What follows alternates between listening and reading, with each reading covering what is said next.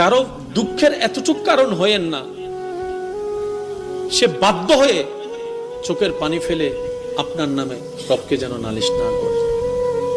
কারণ কি জানেন, রব্বুল আলামিনের ওয়াদা, যার কেউ নাই আমি রব তার সাথী হয়ে যায়।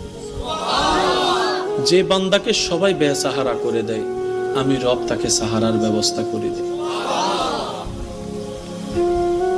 কারো চোখের পানি সিজদায় গিয়ে যদি আপনার নামে রবের কাছে নালিশ করা হয়, কল্পনা করতে পারবো না আমরা কি ভয়ানক পরিবেশ পরিস্থিতি সামনে আসবে। আল্লাহ তাআলা আমাদের সকলের হাজিরি কবুল করুন।